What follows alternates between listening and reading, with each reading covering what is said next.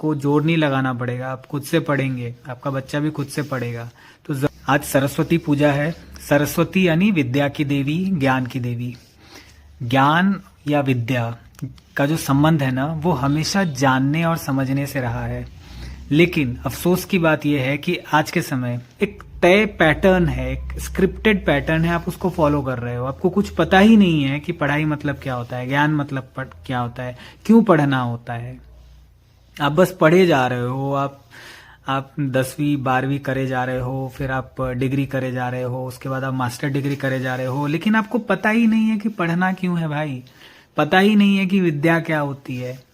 आप विद्या ग्रहण तो कर रहे हो, लेकिन आपको पता नहीं विद्या क्या है, आपको पता नहीं कि ज्ञान क्या है।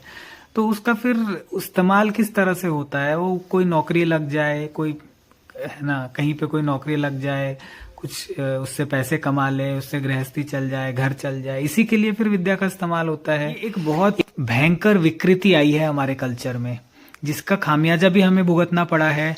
हमारी यूनिवर्सिटीज जो हैं वो टॉप 100-200 यूनिवर्सिटीज में आपको एक भी इंडियन यूनिवर्सिटी नहीं मिलेगी।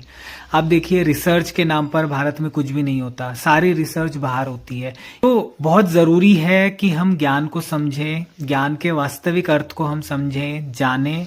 जब हम इसको समझेंगे तब ज्ञान जो है वो सिर्फ पैसे कमाने का औजार या हथियार नहीं रहेगा। ज्ञान हमारे जीवन को उन्नत करने का, जानने और समझने का एक जरिया बनेगा, जिससे हम अपने जीवन को बेहतर बना पाएंगे, हम अपने जीवन को ऊंचाइयां दे पाएंगे।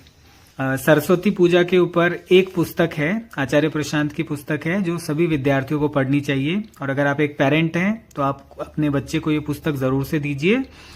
विद्यार्थी जीवन, पढ़ाई और मौज। ये पुस्तक आपको आचार्य प्रशांत की वेबसाइट acharyaprashant.org पे मिल जाएगी। शायद 129 रुपए में ये अवेलेबल है।